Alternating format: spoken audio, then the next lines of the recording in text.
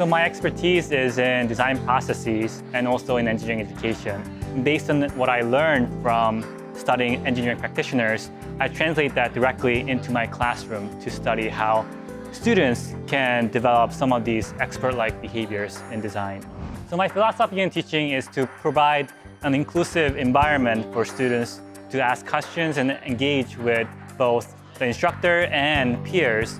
A learning environment should not be a one-way street where instructors provide information for students, but I want students to be really engaged and take ownership of what they're learning. And I also highly encourage reflective behaviors. So after they go through a task or a lesson, then they get to really sit back and think about what they've learned.